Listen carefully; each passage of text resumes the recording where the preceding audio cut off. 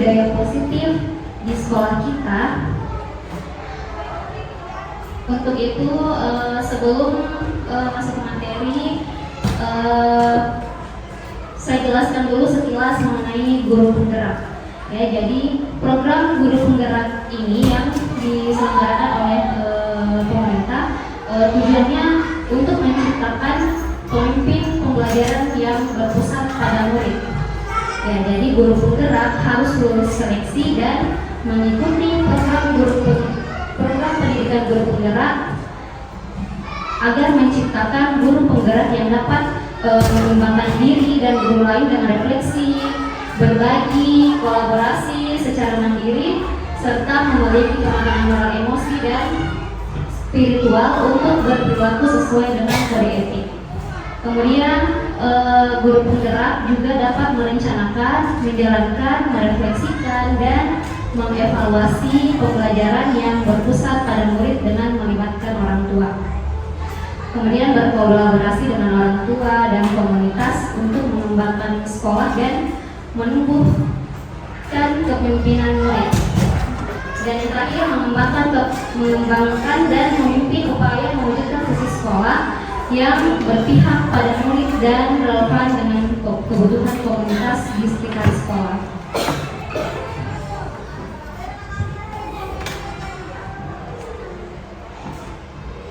Oke, berikut ada pertanyaan pemantik Bapak Ibu. Saya ingin meminta pendapat Bapak Ibu. Apakah Bapak Ibu sekalian setuju dengan pernyataan berikut? Apakah hukuman bisa mendisiplinkan anak? Bisa. Menurut Bapak Ibu bagaimana? Bisa? Apakah hukuman bisa mendisiplinkan anak? Oke, siapa yang bilang bisa? Angkat tangannya. Oke, 2 orang. Ya, pas dan bertahu 3 orang. Yang tidak, siapa yang tidak? Oh, banyak. Ini yang nggak angkat tangan apa jawabannya? Masih abu-abu ya.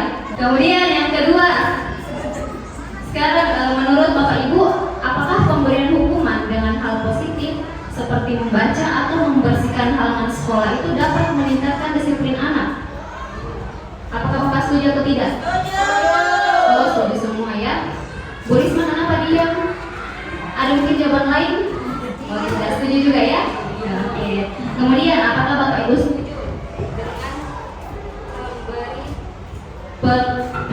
dengan memberi penghargaan dapat meningkatkan motivasi belajar anak? Oh, Bu Risma tidak setuju ya? Alasannya Bu Risma? Diri dulu.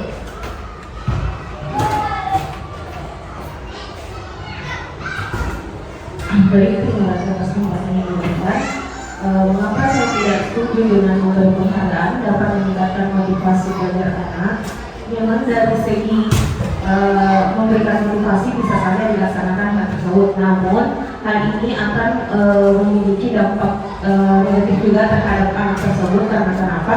Ketika anak tersebut sering diberikan penghargaan, anak tersebut akan termotivasi karena hanya ingin mendapatkan sebuah penghargaan saja.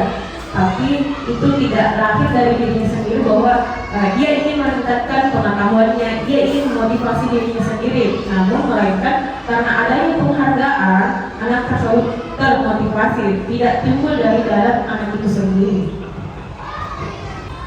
Oke, bagian yang pertama, disiplin positif dan nilai-nilai kebajikan universal. Nah, sekarang saya ingin meminta bantuan Bapak Ibu 2 orang untuk bermain peran, ya. Jadi di sini bermain peran terkait perubahan paradigma. Bermain perannya itu ada yang sebagai A dan B. Jadi di sini instruksinya, sobeklah secari kertas kecil, kemudian tuliskan benda atau sesuatu yang sangat berharga untuk Anda. Letakkan di salah satu tangan Anda dan genggam benda atau sesuatu tersebut dengan segala daya. Buatlah sebuah kepalan. Kemudian teman yang B akan mencoba sekuat tenaga dengan berbagai cara untuk meminta Anda memberikan benda tersebut. Jadi si B ini perannya itu bisa membujuk, mengancam, menghardik, merayu atau melakukan apa saja yang dapat agar si A ini mau membuka kepalan tangannya. Kira-kira siapa yang bersedia bermain peran ini? Si A dan si B? Ada? Atau ini dua sekawan, Ibu siapa? Mas Dalifah dan Ibu Hasri Ainun Effendi. Ayo. Sini di depan. Ini mungkin kasih. Ya. Coba siapa yang mau berperan sebagai A? Sini ke kanan ambil. Kita sobek-sobek. Yang A itu yang ya, maksudnya apa? Sesuatu yang kita yang berharga, misalnya binar. Berharga itu. Ada ya. Tanya ini uang yang berharga.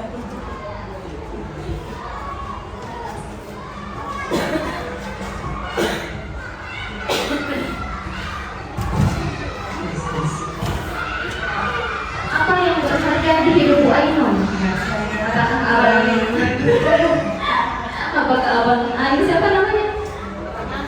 Abang Agung atau Ananda Bina? Nah, coba sekarang sobek-sobek kertasnya. Sobek dulu. Baru sobekannya taruh di kepala tangan Kak. Ya. Bukan permainan itu. Ya, sobek baru. Sembunyi di genggaman tangan Kak. Ya, nah tugasnya yang B. Ini yang B. Jadi Bu Ainun tentukan kira-kira Bu Ainun ini nanti mau membuka tangannya atau tidak, tapi dengan cara apa? Kira-kira. Coba Ibu Iva lakukan segala cara agar Ibu Ainun mau membuka kepala tangannya. Nanti saya traktir minta tanong. Enggak level itu. Gacuan. Gacuan rasa macam. Oh, langsung ya. Oh, Gacuan setiap hari Minggu.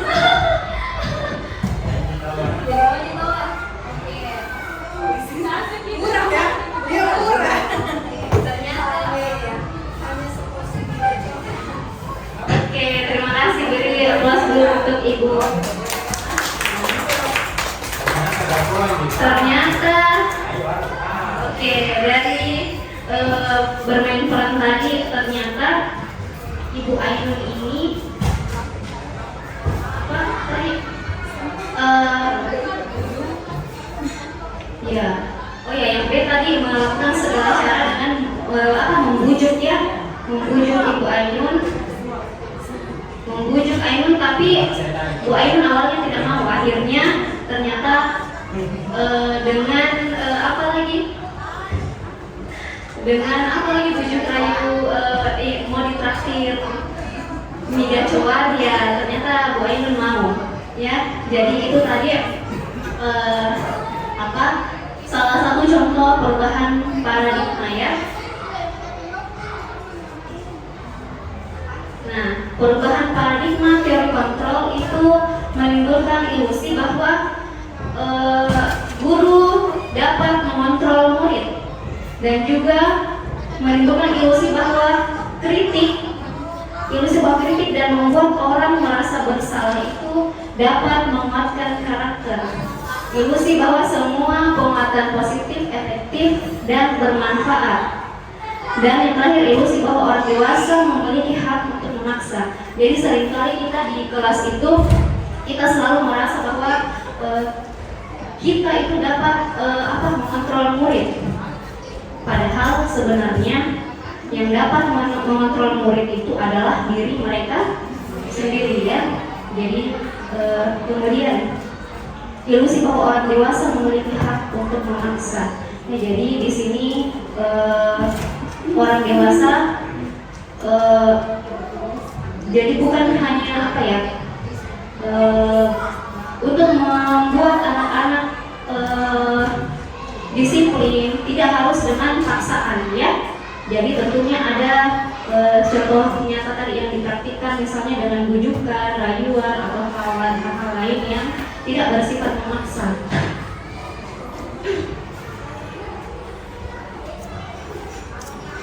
Nah, di sini siapa yang sesungguhnya memiliki kontrol? Di sini ada perubahan paradigma stimulus respon antara stimulus respon dan teori kontrol ya. Dapat kita lihat perbedaannya di sini. Di stimulus respon realitas atau kebutuhan kita itu sama, tetapi di teori kontrol realitas atau kebutuhan kita itu berbeda-beda ya. Di stimulus respon semua orang melihat hal yang sama, tapi di teori kontrol setiap orang memiliki gambaran yang berbeda-beda.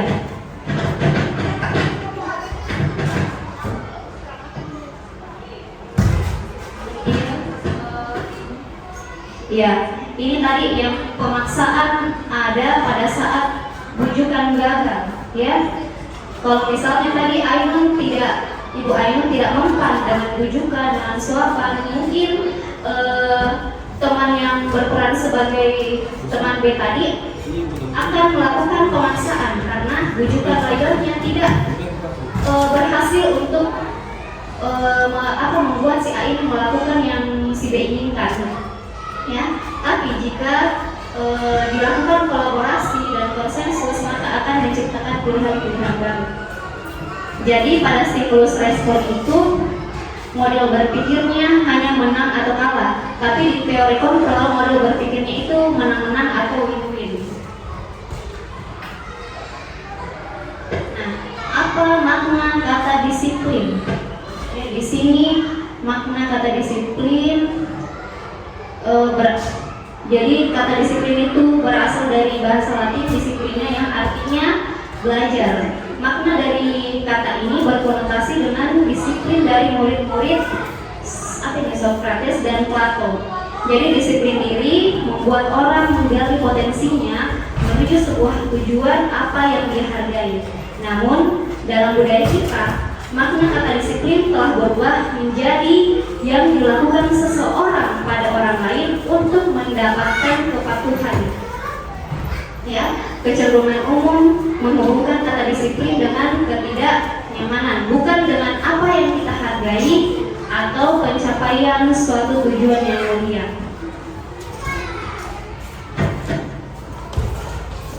Nah, lanjut ke nilai-nilai kebajikan universal. Ya, jadi nilai-nilai kebajikan adalah sifat manusia yang merupakan tujuan mulia yang ingin dicapai setiap individu. Nilai-nilai tersebut bersifat universal dan lintas bahasa, suku, agama maupun latar belakang. Jadi dalam kurikulum Merdeka ini nilai-nilai kebajikan yang kita kenal yaitu profil 6 karakter profil pelajar Pancasila, yaitu beriman, bertakwa kepada Tuhan yang Maha Esa, berkebinekaan global, gotong royong, mandiri, bernalar kritis, dan kreatif.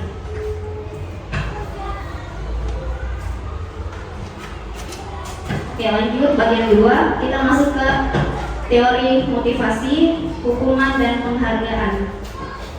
Dan yang ketiga restitusi. Kita ke teori motivasi dulu. Nah, teori motivasi perilaku manusia. Jadi motivasi itu ada dua ya, ada yang berasal dari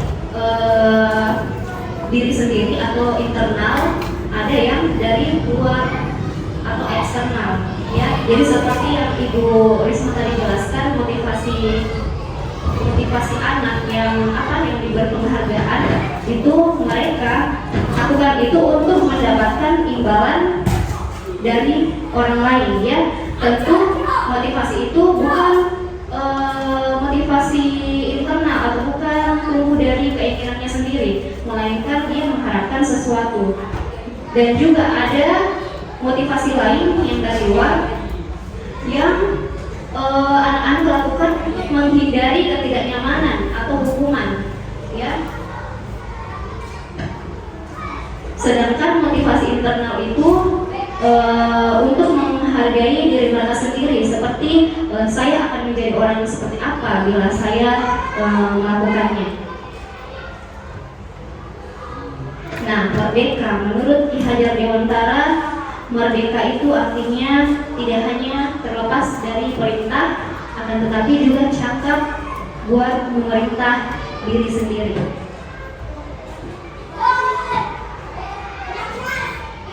Nah, ini didukung oleh penghargaan, bahwa penghargaan itu berlaku sama dengan hukuman. Jika selama ini yang kita pikir penghargaan itu adalah sesuatu yang mungkin positif, tapi tidak ada di pikiran kita sama sekali bahwa penghargaan ini bisa menimbulkan dampak negatif, ya. Penghargaan ini berlaku sama dengan hukuman dalam artian meminta atau membujuk seseorang melakukan sesuatu untuk memenuhi satu tujuan tertentu dari orang yang meminta atau membujuk. Nah, dorongannya ini termasuk dorongan motivasi eksternal dan akan ada faktor ketergantungan. Beberapa dampak dari pemberian penghargaan. Nah, ini beberapa dampak menurut pendapat Alfikon tentang tindakan memberi penghargaan yang nilainya itu sama dengan menghukum seseorang. Jadi ada pengaruh jangka pendek dan jangka panjangnya. Penghargaan juga tidak efektif serta dapat merusak hubungan. Misalnya, ada anak si A dan si B. Si A ini selalu berusaha mengangkat tangannya. Misalnya kita selalu memberikan anak-anak, misalnya siapa yang bisa menjawab ini, nanti ibu kasih permen, ibu kasih coklat. Nah, ini anak-anak yang misalnya si A ini yang karena dia fokusnya ke coklatnya bukan ke prosesnya, jadi anak-anak ini termotivasi untuk hanya mendapatkan coklatnya saja, tidak peduli jawabannya benar atau salah, ya. Pokoknya dia harus dapat itu coklat. Nah, misalnya ini si A, dia terus yang angkat tangan, dia terus yang berhasil. Nah, mungkin bisa jadi yang si B ini merasa minder atau iri, mungkin timbul rasa cemburu, dari si A terus yang dapat ini, saya nggak pernah. Nah, itu bisa merusak hubungan anak-anak. Dan penghargaan juga mengurangi ketepatan. Kemudian penghargaan menurunkan kualitas anak-anak dan mematikan kreativitas. Ya, mematikan kreativitas karena anak-anak itu terlalu fokus terhadap hasil yang ingin dicapai, ya. Jadi mereka tidak peduli pada prosesnya. Kemudian motivasi dalam diri. Ya, motivasi dalam dirinya itu kurang, ya. Nah, bentuk program kebajikan di sini apresiasi. Dalam memberikan apresiasi atau pengakuan perlu diingat beberapa hal. Misalnya, beri pengakuan secara khusus, memberi pengakuan secara pribadi, memberi pengakuan kepada semua murid bergantian, dan memberi pengakuan secara konsisten. Ya, dan yang terakhir itu fokus pada prosesnya, ya. Jadi harus tanamkan kepada anak-anak bahwa jangan bukan berarti hasil itu tidak penting, tapi kita harus menanamkan pada anak bahwa proses itu lebih penting daripada hasilnya apapun hasilnya, yang penting anak-anak sudah berusaha, ya. Nah, di sini ada contoh pengakuan atau apresiasi kebajikan. Pembuka, kemarin saya perhatikan rasa empatimu besar sekali, nilai kebajikannya, rasa empatimu besar sekali, situasinya pada saat menolong murid baru di kelas kita.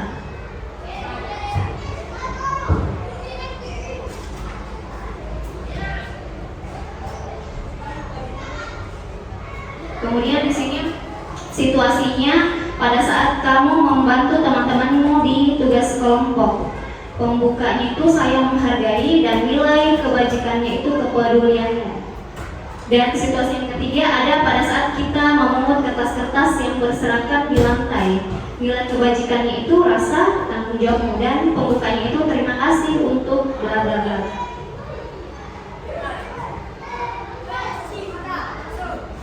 Nah, sekarang Bapak Ibu, di sini ada tindakan guru. Menurut Bapak Ibu, mencatat 100 kali di dalam buku kalimat "saya tidak akan terlambat lagi karena terlambat ke sekolah" itu merupakan hukuman atau konsekuensi. Hukuman atau konsekuensi Bapak Ibu. Jika mencatat 100 kali di dalam buku kalimat "saya tidak akan terlambat lagi karena terlambat ke sekolah" itu hukuman atau konsekuensi? Siapa yang menjawab hukuman? Oke, konsekuensi. Oke, kita lihat jawabannya ya. Jawabannya adalah hukuman. Sebentar dijawab ya, kenapa alasannya. Lanjut ke tindakan selanjutnya. Lari mengelilingi lapangan basket 2 kali karena terlambat hadir di sekolah. Itu hukuman atau konsekuensi? Hukuman. Konsekuensi. Hah? Karena ada aturan yang dibuat sebelumnya. Oke, kita lihat jawabannya dulu. Ya, jawabannya adalah hukuman. Kenapa bisa? Kita coba yang lain lagi. Nah, tindakan yang ketiga, murid diminta untuk push up 15 kali karena tidak menggunakan masker ke sekolah. Ini hukuman atau konsekuensi?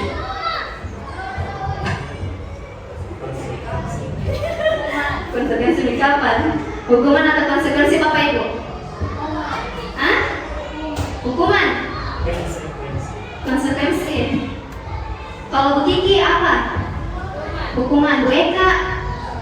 Konsekuensi. Beda-beda ya jawabannya. Coba Bu Sri, hukuman atau konsekuensi? Hukuman. Oke, kita lihat jawabannya. Ya, jawabannya adalah hukuman. Ya. Oke, tindakan selanjutnya. Sebentar kita jelaskan ya kenapa jawabannya hukuman atau konsekuensi. Menggantikan kertas tugas teman yang telah dicoret-coret. Konsekuensi. Oke, kita lihat jawabannya. Oke, konsekuensi benar. Banyak banget ini. Oke, sekarang membersihkan tumpahan air di meja tulis karena tersenggol pada saat belajar. Konsekuensi. Konsekuensi. Kita lihat. Mulai hebatnya. Benar. Oke, pertanyaan selanjutnya. Tindakan guru. Murid disuruh untuk tidak mengenakan sepatu seharian di sekolah karena tidak mengenakan sepatu hitam. Konsekuensi. Hukuman, ya. Sebentar dijelaskan. Oke, lari mengelilingi lapangan basket 2 kali karena terlambat 10 menit untuk pelajaran PJOK. Konsekuensi. Oke, benar, dapat 100.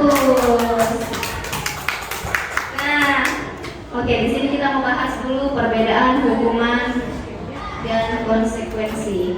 Jadi, atau ada yang mau menjelaskan, atau ada yang sudah paham apa itu hukuman dan konsekuensi? Tidak ada? Oke, jadi di sini kita lihat contoh-contoh hukuman dan konsekuensi. Di sini hukuman itu sesuatu yang menyakitkan harus terjadi, sedangkan konsekuensi sesuatu harus terjadi. Jadi beda hukuman dan konsekuensi itu. Hukuman itu membuat anak-anak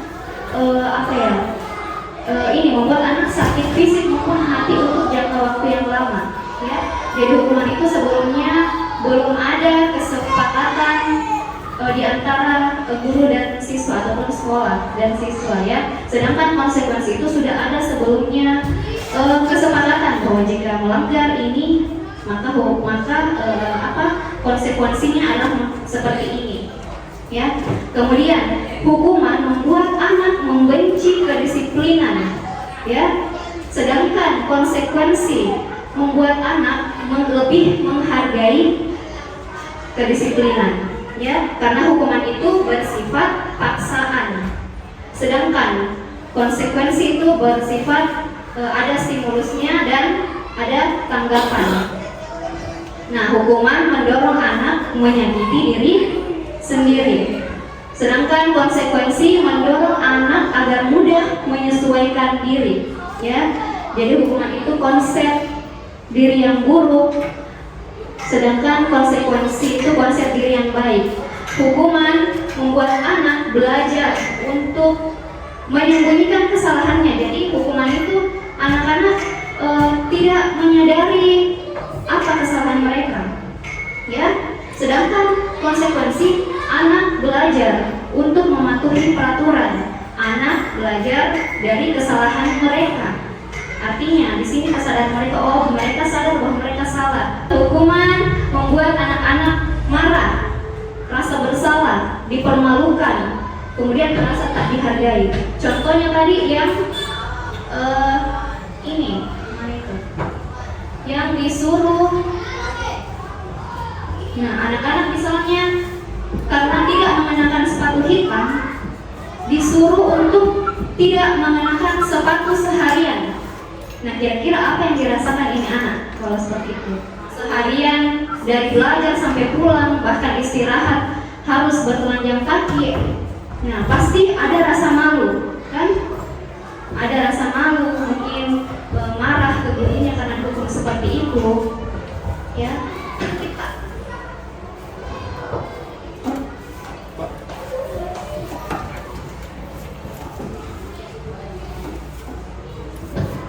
Nah, ini tadi mencatat 100 kali di dalam buku kalimat. Iya, saya tidak akan terangkat lagi, itu merupakan hukuman, ya. Karena mungkin ini sebelumnya di kesepakatan itu tidak ada tertulis hal seperti ini, makanya anak-anak merasa dihukum.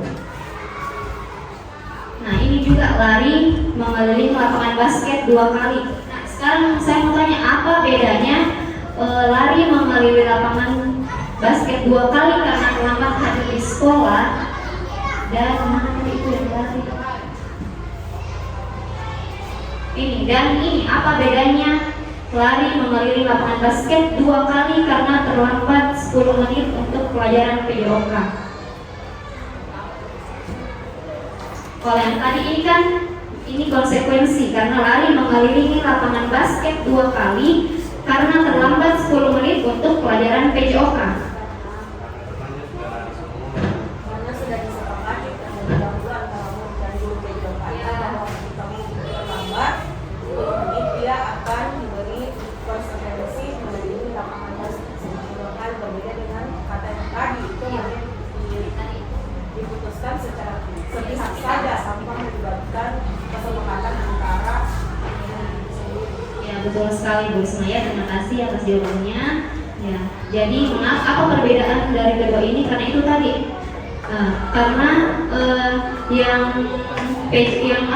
mata pelajaran PJOK itu sebelumnya sudah ada kesepakatan, ya, antara guru dan murid, ya, bahwa jika terlambat menghadiri pelajaran PJOK maka konsekuensinya itu harus berlari 2 kali keliling lapangan. Sedangkan yang ini itu tidak ada kesepakatan sebelumnya, makanya ini atau hanya sepihak, ya Bu Ismaya, makanya ini adalah hukuman.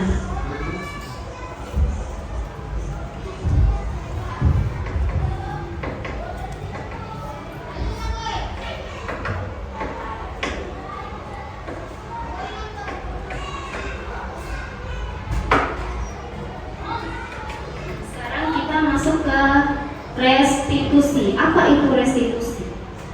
Atau mungkin karena bapak ibunya sedang ngantuk, silahkan mencicipi hidangannya dulu supaya lebih semangat.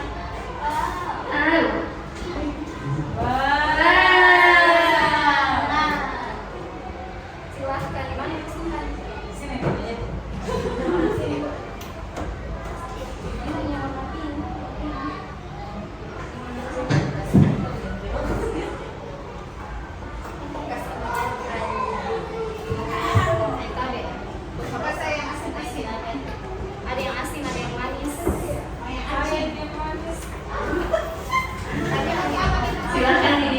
Yang baru datang nggak boleh jangan banyak.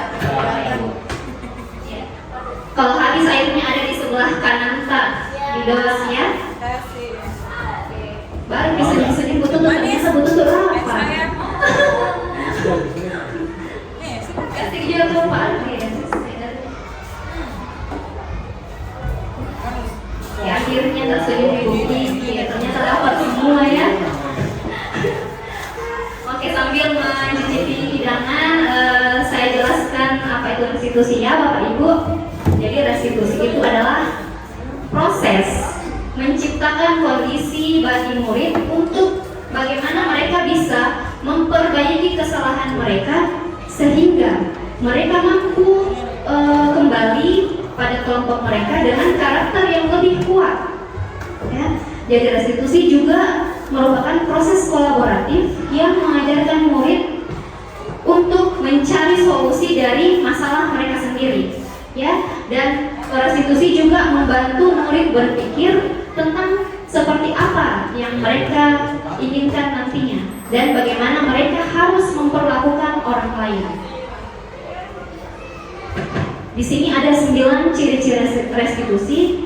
Jadi restitusi itu bukan untuk menebus kesalahan, tapi untuk mereka belajar dari kesalahan yang mereka buat.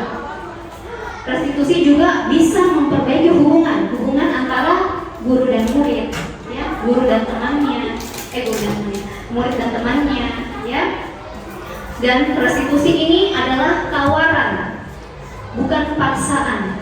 Tawaran di sini kita memberikan pilihan kepada murid kita, ya, pilihan apakah mereka akan berubah, apakah mereka mau menjadi lebih baik dari sebelumnya, ya. Jadi bukan paksaan, kamu harus begini, kamu harus begitu, tidak. Jadi kita memberikan pilihan kepada anak-anak, ya.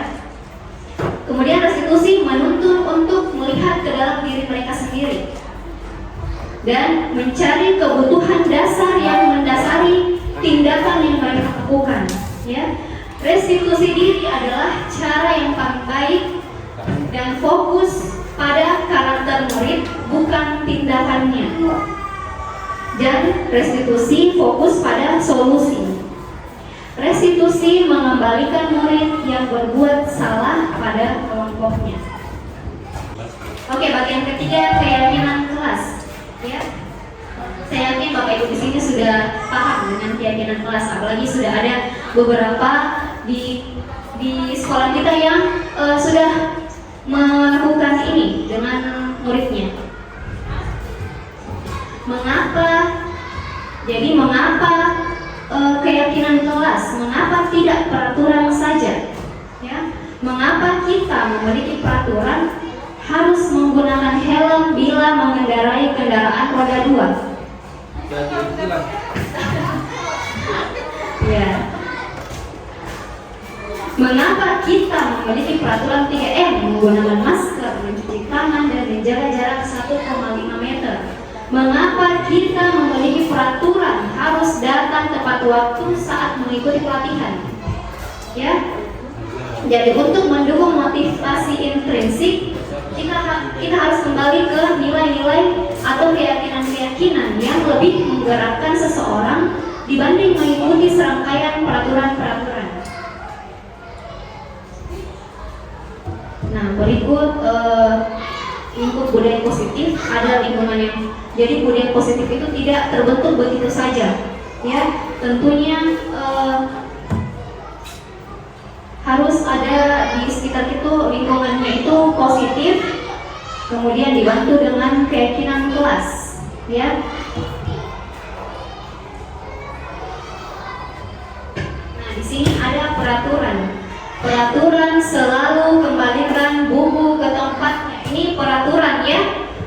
Jadi ini sifatnya hanya satu arah, guru ke murid, bukan kesepakatan dari kedua belah pihak. Nah, kira-kira peraturan selalu kembali ke buku ke tempatnya. Kira-kira keyakinan kelasnya itu bagaimana kata-katanya? Ada yang bisa? Kalau selalu, kan ini selalu kembalikan buku ke tempatnya, itu peraturan. Kalau keyakinan kelas, kira-kira bagaimana? Coba Pak Ardi. Oke. simpanlah buku, begitu, menyimpan buku pada tempatnya. Oke. Sekarang peraturan yang kedua, dilarang mengganggu orang lain. Kira-kira keyakinan kelasnya itu seperti apa? Kalau dilarang mengganggu orang lain,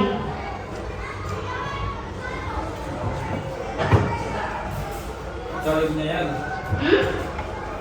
ya saling menghormati, ya saling menghormati orang lain. Oke.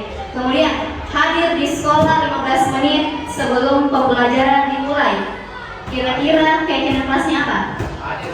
Ya, hadir tepat waktu atau disiplin disiplin waktu ya. Ya, kemudian dilarang melakukan kekerasan. Jadi peraturan itu sifatnya kayak negatif, Ki. Pak Di, bagaimana Pak Guru Penggerak? Kalau keyakinan kelas itu lebih positif kata-katanya. Ya, apa itu? Ya, saling menghargai orang lain sama teman. Kemudian dilarang menggunakan narkoba. Apa kira-kira keyakinan kelasnya?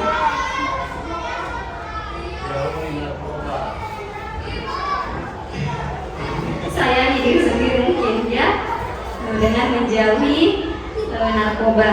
Kemudian bergantian atau menunggu giliran. Apa kira-kira Bapak? Kita berpenggerak. Iya, budayakan antri ya. Kita lihat kadang kayak di sebelahnya itu jawabannya ya, ini keyakinannya. Kita ulang lagi, selalu kembalikan buku ke tempatnya, itu terkait tanggung jawab ya. Kemudian dilarang mengganggu orang lain, kita harus menghormati orang lain. Di sini ya dilarang melakukan kekerasan. Keyakinan kelas itu tentang keselamatan maupun menghormati orang lain. Jangan tadi ya, dilarang menggunakan narkoba, itu terkait kesehatan ya. Bisa nanti kita buat kata-kata positifnya, misalnya sayangilah tubuhmu dengan tidak menggunakan narkoba. Say no to drugs. Kemudian bergantian menunggu giliran, menghormati orang lain, bersabar. Jadi kita bisa bikin kalimat budayakan antri ya. Gunakan masker. Jangan berlari di kelas. Jangan berlari di kelas. Kalau kita ubah ke kalimat yang lebih positif, itu kira-kira bagaimana? Jangan berlari. Kalau kita ubah ke kalimat yang lebih positif, misalnya berjalanlah, begitu. Berjalan dengan pelan di koridor. Ini ya. Jangan salto-salto. Oke, lanjut pembentukan keyakinan kelas, ya. Jadi di sini keyakinan kelas bersifat abstrak. Mungkin di sini saya mau minta saja pendapat apa dari Bapak Ibu yang pernah melakukan membuat keyakinan kelas di kelasnya. Ada mungkin yang bisa sampaikan bagaimana Bapak Ibu membuat keyakinan kelas di kelasnya? Mungkin Bu Risma bisa. Karena Bu Risma pernah membuatnya, saya lihat. Ya sudah jago.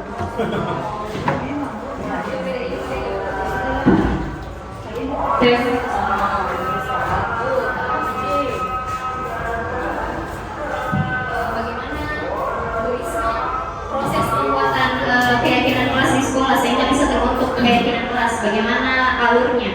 Bisa diceritakan sedikit Bu Risma? Ya, baik, terima kasih.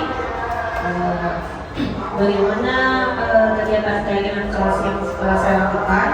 Yang pertama, terlebih dahulu sebelum kami mengisi apa-apa saja yang masuk ke dalam keyakinan kelas kami, tentunya saya dan siswa saya itu sepakat isi dari atau bunyi dari kesepakatan kelas yang akan kami sepakati bersama, dan secara sadar mereka akan menerapkan hal tersebut, yakni dengan meminta kepada anak-anak kiranya hal-hal apa saja yang hendak mereka laksanakan secara sukarela dan tidak merasa tertekan akan aturan yang telah kita buat. Seperti itu, setelah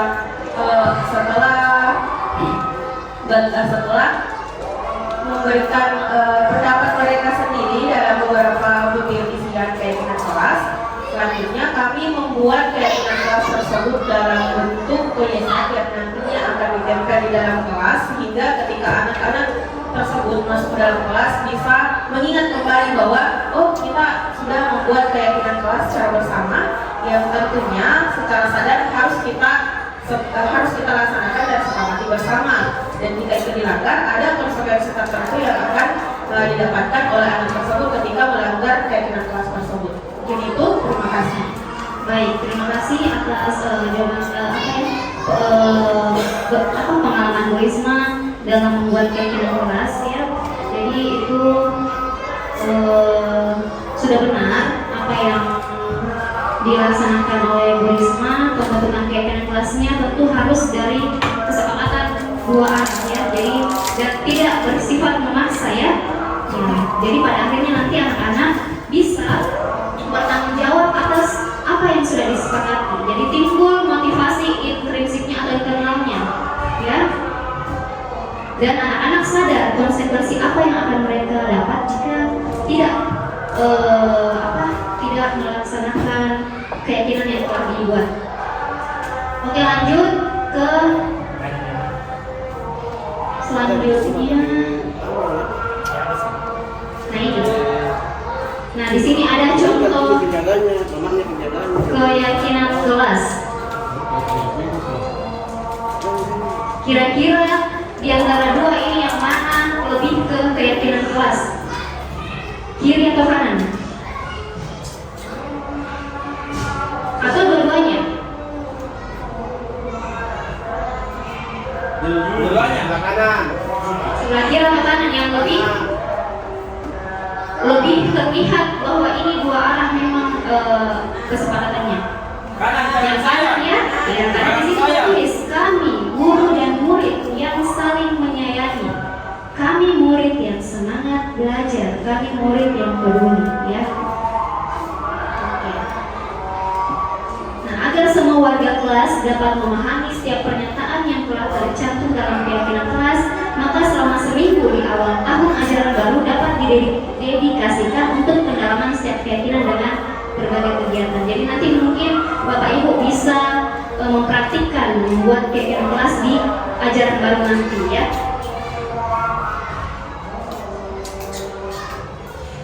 Oke, di sini ada kegiatan pendalaman keyakinan kelas tabel T dan Y.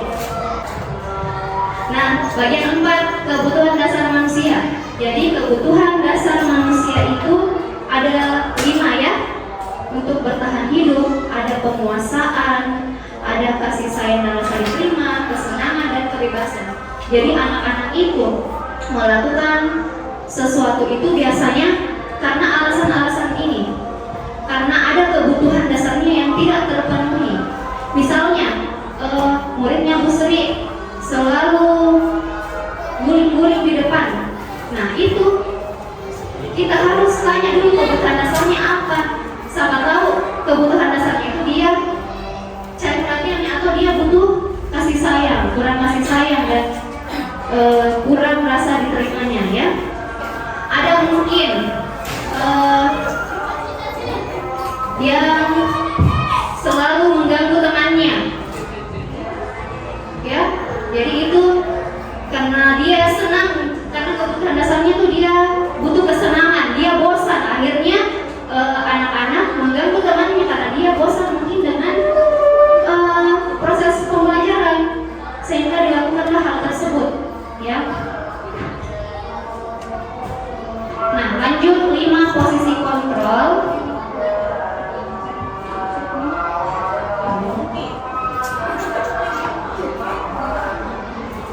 Nah 5 posisi kontrol itu ada sebagai penghukum, ada sebagai pembuat orang merasa bersalah, ada sebagai teman, ada sebagai pemantau dan manajer. Penghukum itu seperti apa? Seperti menghardik, menunjuk-nunjuk, menyakiti, menyindir, ya. Kemudian guru berkata, kalau kamu tidak melakukannya, awas, ya, rasakan. Dan hasilnya apa hasil yang didapat jika kita berperan sebagai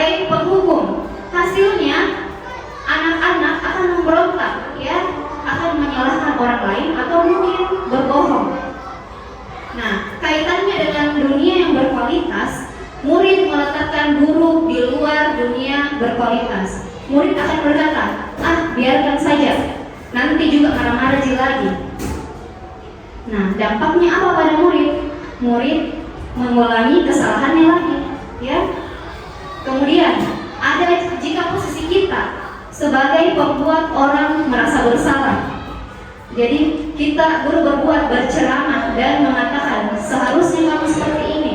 Ibu kecewa karena kamu seperti ini. Nah, hasil yang didapatkan anak-anak menyembunyikan sesuatu atau menyangkal, berbohong. Ya, hasilnya itu tadi. Kaitannya dengan dunia berkualitas, murid meletakkan guru di dalam dunia yang berkualitas. Ya, murid akan berkata, maafkan saya Bu, saya sudah membuat ibu kecewa mungkin. Ya, karena dia merasa bersalah. Ya, dampaknya pada murid, anak-anak merasa rendah diri. Ya, jadi ini adalah identitas yang gagal atau kontrol dari luar. Jadi untuk menghindari hukuman. Kemudian motivasi yang biasanya berhasil atau sukses atau kontrol dari luar itu mengharapkan imbalan atau ketergantungan pada orang lain. Jika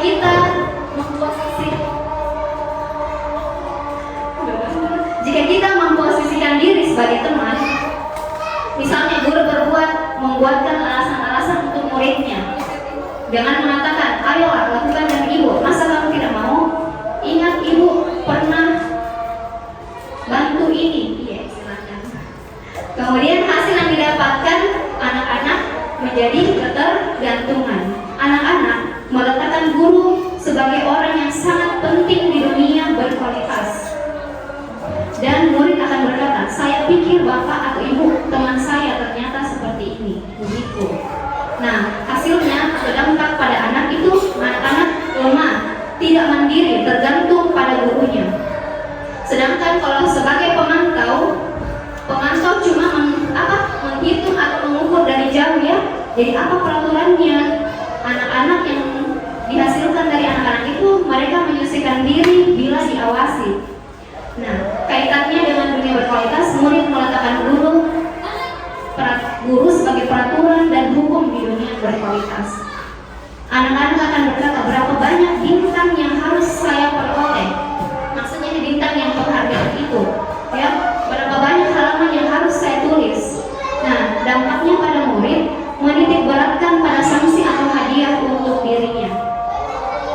Nah, di sini seorang guru yang di antara 5 posisi kontrol itu, kita sebagai seorang guru harus sebagai manajer di kelas. Nah, dengan mengajukan pertanyaan-pertanyaan apa yang kita yakini. Ketika anak berbuat salah, kita tanya dulu apa yang telah kita yakini, apa yang bisa kita kerjakan untuk memperbaiki masalah ini. Ya, hasilnya itu dapat menguatkan pribadi atau karakter anak itu sendiri. Jadi murid di sini meletakkan dirinya sebagai individu yang positif dalam dunia berkualitas. Jadi murid berkata, bagaimana caranya saya bisa memperbaiki keadaan? Artinya sudah ada rasa sudah ada kesadaran diri mereka sendiri, ya. Mereka mau menunjukkan perubahan yang lebih positif dengan bertanya seperti itu. Nah, dampaknya anak-anak mengevaluasi diri, bagaimana cara mereka memperbaiki diri.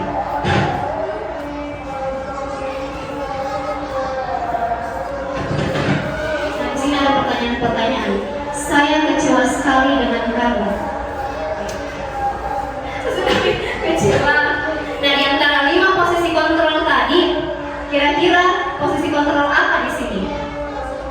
Kan ada tadi 5 posisi kontrol, ada sebagai penghukum, ada sebagai pembuat orang merasa bersalah, ada teman, pemantau, dan manajer. Nah, kira-kira untuk yang pertama, saya kecewa sekali dengan kamu, itu posisi kontrol kita di situ sebagai apa? Pembuat orang merasa bersalah. Ya, saya kecewa sekali dengan kamu, kecewa sekali dengan Pak Yusuf, tidak ada. Itu curhatan Bu Suri. Kamu tidak pernah benar melakukannya. Kira-kira posisi kontrol apa ini? Kamu tidak pernah menghukum, ya. Kemudian, ayolah lakukan ini demi Bapak Ibu. Kira-kira posisi guru di situ sebagai apa? Nah, ayolah lakukan ini demi Bapak Ibu. Ayo Winsya. Ya, sebagai teman pintar Bu Mega, baru datang tapi pintar menjawab, luar biasa. Lanjut. Apakah kamu mau mendapatkan stiker bintang hari ini? Apa kira-kira? Mantap, sebentar kita lihat jawabannya, betul atau salah ini mami. Bagaimana kamu bisa menyelesaikan masalah ini? Ya, manajer. Kamu selalu yang paling terakhir. Coba kita lihat jawabannya. Tada. Weh, benar nih. Makanan maksudnya benar juga. Penunggu, pemantau, manajer. Oke. Salut saya sama Bu Mega. Walaupun baru datang, sudah hampir selesai, tapi bisa menjawab. Betul. Bisa ngikut CGP.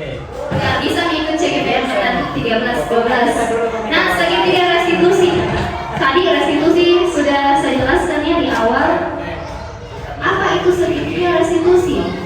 Jadi, waalaikumsalam Mas Uki. Jadi segitiga restitusi itu suatu proses dialog yang dijalankan guru atau orang tua agar dapat menghasilkan murid yang mandiri dan bertanggung jawab. Nah, di sini ada segitiga restitusi. Nah, sebelum di segitiga restitusi itu yang pertama kita harus menstabilkan identitas anak dulu dengan berkata, semua orang pasti pernah berbuat salah. Kamu bukan satu-satunya yang pernah melakukan ini. Kemudian setelah menstabilkan identitas anak, kita memvalidasi kebutuhan mereka, ya, dengan mengatakan, kamu tentu punya alasan mengapa melakukan hal tersebut, atau adakah cara yang lebih efektif untuk mendapatkan apa yang kamu butuhkan. Jadi di sini anak-anak diberi pilihan, ya, jadi bukan paksaan, diberi pilihannya jadi apa gitu. Nah, yang terakhir yang menanyakan keyakinan kelasnya.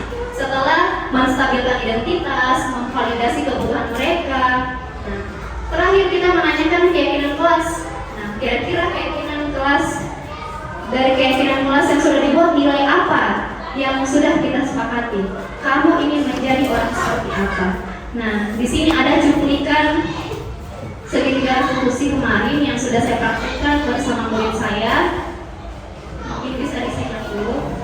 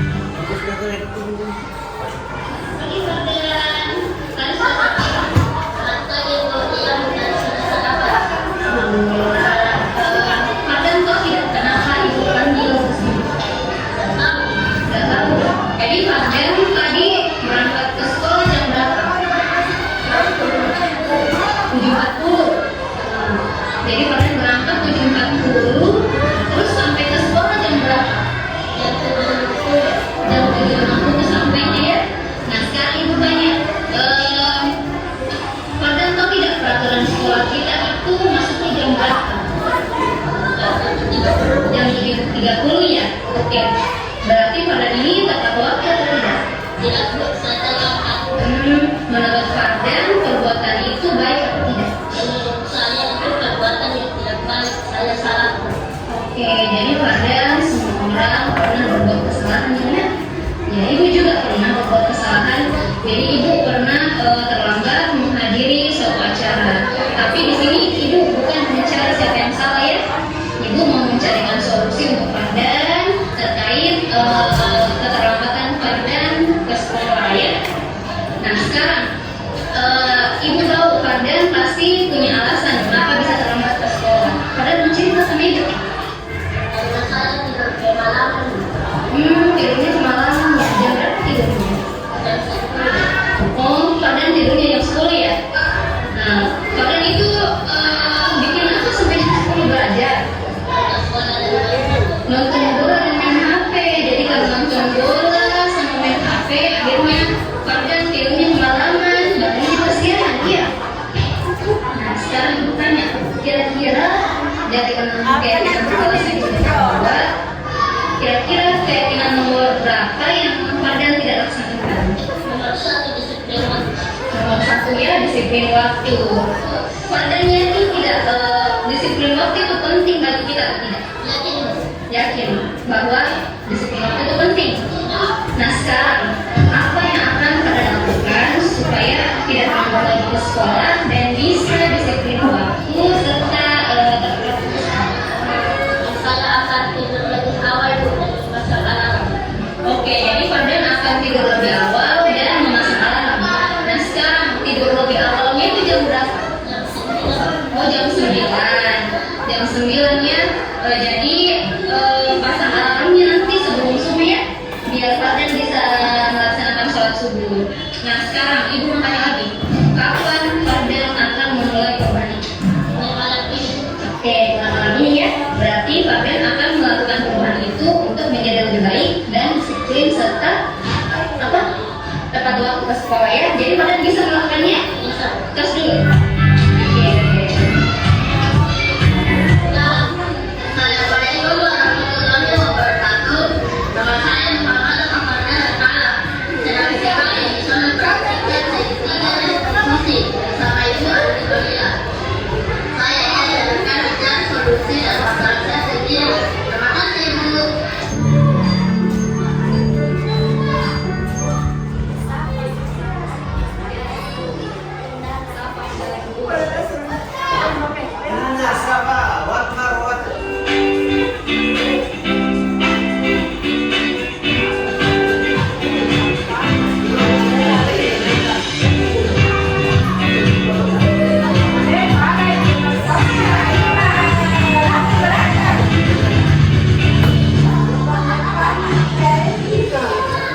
Selamat pagi, Safa. Selamat pagi, Bu. Safa sudah makan? Sudah tadi waktu istirahat. Safa kok tidak kenapa dipanggil ke sini? Tidak tahu. Tidak tahu ya. Jadi Safa, ibu dapat laporan dari temanmu bahwa tadi Safa menggunakan air di lantai dan mengakibatkan temanmu Nila jatuh terpeleset. Apa betul itu, Nak? Iya betul Bu. Saya tidak sengaja melupakan minuman, tapi saya tidak tahu ada teman yang terjatuh. Berarti setelah menumpahkan minuman, Safa langsung pergi. Iya Bu. Jadi menurut Safa perbuatan itu baik atau tidak? Tidak baik Bu. Oke, jadi semua orang pernah berbuat kesalahan ya nak, termasuk ibu juga pernah berbuat kesalahan. Tapi di sini ibu bukan mau mencari siapa yang salah ya. Ibu mau mencari solusi terkait masalah Safa yang membuat tidak sengaja menumpahkan minuman dan membuat temanmu Nila terjatuh ya. Safa pasti punya alasan kenapa langsung pergi setelah menumpahkan minuman. Safa mau cerita sama ibu alasannya nak?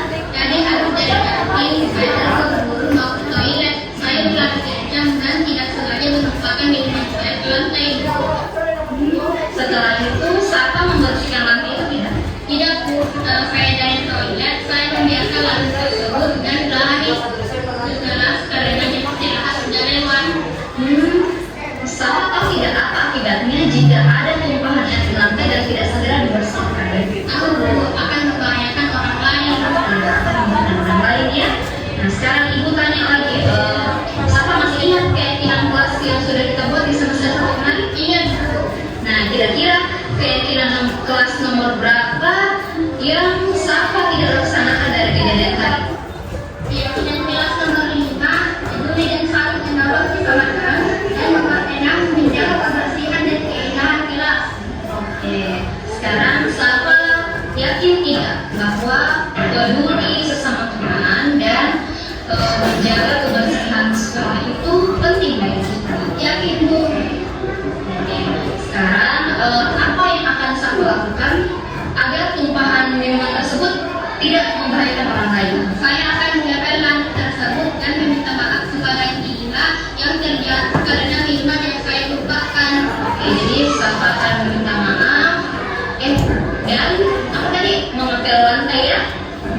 kapan siapa akan melakukannya? Akan sekarang. Baik, sekarang siapa bertugas ya memapar lantainya agar tidak membahayakan orang lain. Iya Bu. Nah sekarang setelah memapar lantai nanti apa yang akan dilakukan? Minta maaf pada Nia. Maaf pada Nia. Nah sekarang mari kita selalu memindahkan keyakinan kelas kita ya. Berarti siapa melakukan itu untuk memperbaiki situasi tersebut ya, menjadi lebih peduli terhadap teman dan menjadi lebih peduli terhadap kebersihan. Siapa bisa melakukannya? Bisa Bu. Ya, tos dulu.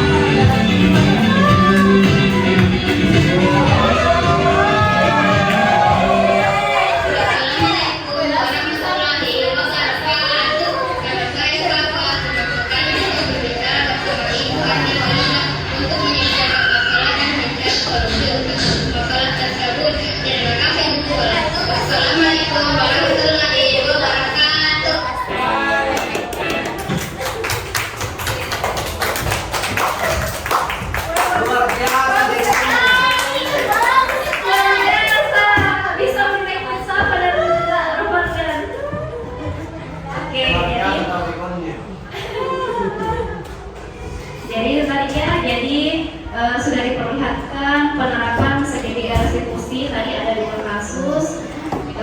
Yang pertama kasusnya tadi terlambat ke sekolah, dan yang kedua menempatkan minuman ke lantai. Nah, di sini pada kedua kasus tersebut tadi penerapan segitiga restitusinya sudah dijalankan ya, mulai dari menstabilkan identitas anak-anak dengan mengatakan bahwa semua orang pernah berbuat salah ya. Jadi kemudian yang kedua, memvalidasi tindakan tindakan yang salah ya, dengan menanyakan terlebih dahulu alasan mereka melakukan hal tersebut ya. Dan yang terakhir, menanyakan keyakinan kelas tadi ya, sudah ditampilkan di video. Nah kesimpulannya, penanganan kasus yang dilakukan guru menggunakan segitiga restitusi, guru diharapkan memposisikan dirinya sebagai manajer, bertanggung jawab memastikan segitiga restitusi yang efektif.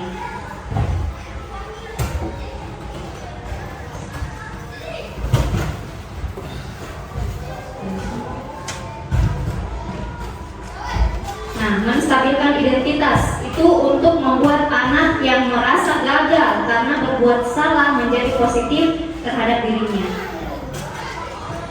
Kemudian memvalidasi tindakan yang salah, membantu murid mengenali basic atau kebutuhan dasar yang ingin dipenuhi ketika melakukan kesalahan tersebut. Pada dasarnya setiap tindakan manusia tujuannya adalah untuk memenuhi kebutuhan dasar, apakah itu penguasaan, kebebasan, kasih sayang, dan rasa diterima, kesenangan atau bertahan hidup. Dan yang terakhir, menanyakan keyakinan. Anak melihat kesalahannya dihubungkan dengan norma sosial dan nilai-nilai yang mendasari manusia berinteraksi dengan orang lain. Jadi guru berkata, apa nilai yang kita percaya di kelas atau nilai-nilai universal apa yang telah kita sepakati sebelumnya.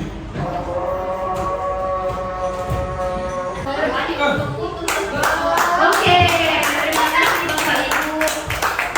Mungkin bisa refleksinya. Coba di scan ini refleksinya.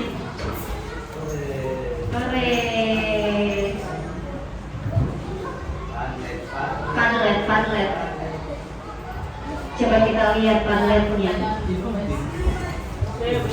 Saya mau lihat siapa yang sudah isi. Yang bisa saja, yang bisa. Sekiranya perwakilan salah bentuk.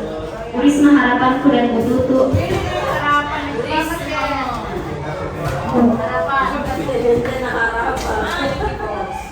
Maju di bos.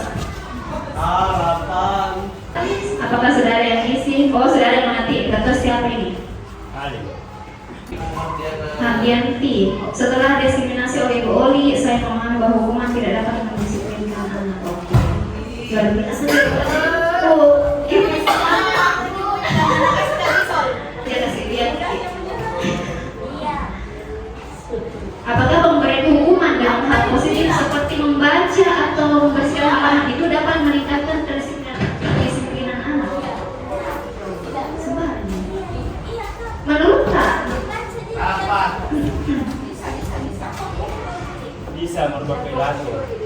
Oh iya, saudara perhatian.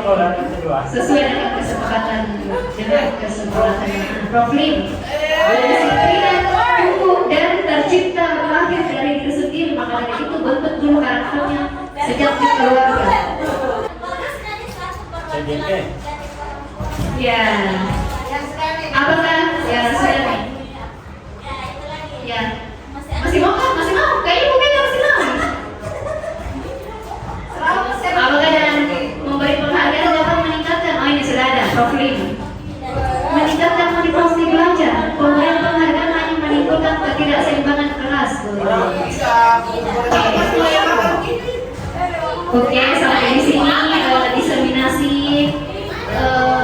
budaya positif hari ini. Seperti yang kita ketahui, diseminasi itu penyampaian gagasan, ide, ya, budaya positif. Oke, terima kasih atas waktunya Bapak Ibu. Tetap semangat. Ya, semoga dengan setelah diseminasi hari ini bisa menimbulkan motivasi ingin ikut guru penggerak. Terlebih Bu Mega ini, senior-senior Bu Mega, Bu Sri, Kak Eka, ya, supaya motivasi ikut guru penggerak 13-14. Oke, assalamualaikum warahmatullahi wabarakatuh.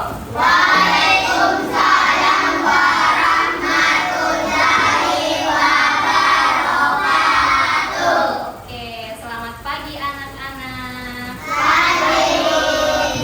Semangat hari ini? Coba Ibu mau dengar dulu semangatnya.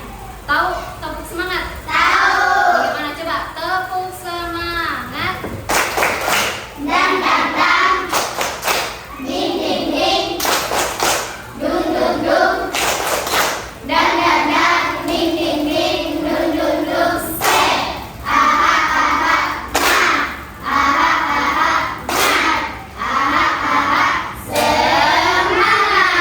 Oke, sudah disarapan semua?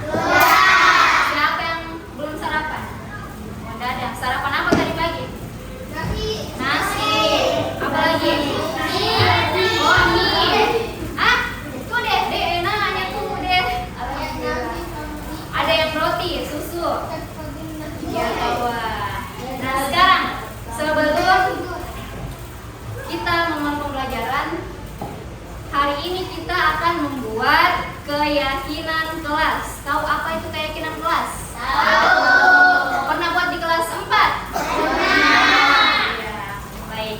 Nah, jadi ulang ya, keyakinan kelas itu dibuat berdasarkan kesepakatan bersama.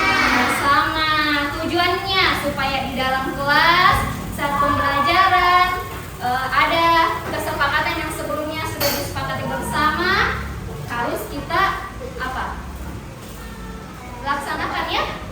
Ya, jadi ibu guru senang, anak-anaknya juga, ibu juga senang. Ya, makanya dibuatlah keyakinan kelas itu supaya suasana pembelajaran di kelas menyenangkan, tenang, apalagi membuat kalian nyaman di kelas ya. Nah, nanti ibu bagikan stiker note yang begini. Jadi yang perempuan warna pink aja ya. Laki-laki warna kuning ya. Nah, nanti tuliskan di sini apa harapan kalian di kelas. Misalnya kalian ingin di kelas itu saya ingin teman saya dan saya menghargai teman saya gitu. Ingin saling menghargai. Saya akan datang tepat waktu. Apalagi? Saya akan menjaga kebersihan. Apalagi? Yang membuat kalian nyaman. Bisa lebih dari satu, ya, lebih bagus lagi. Jadi tuliskan di sini kalian di kelas ingin kelas yang seperti apa yang bisa membuat kaliannya nyaman ya. Jadi nanti setelah ibu bagikan ini dituliskan ya apa yang kalian inginkan di kelas. Nah, nanti kita akan sepakati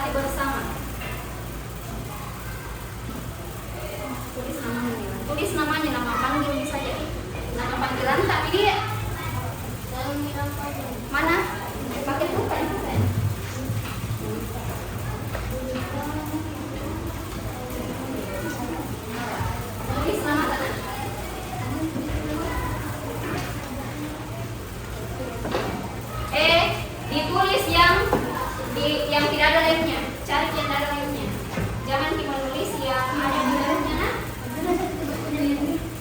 Nanti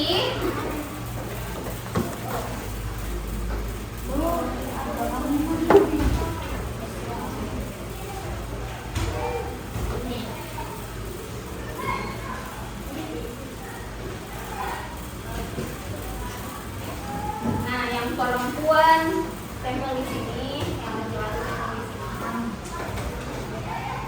Tulis nama dulu, kemudian tuliskan apa yang kalian inginkan di dalam kelas. Kemudian nanti ketika sudah disepakati bersama, kalian harus mematuhi kesepakatannya, kan kalian sendiri yang buat. Iya, iya kan? Kalian sendiri yang buat aturannya, kemudian nanti kita sepakati bersama. Kalau sudah, nanti kita akan ambil kesimpulan dari kesepakatan yang kalian tuliskan. Kita ambil inti-intinya saja, kita buat keyakinan ke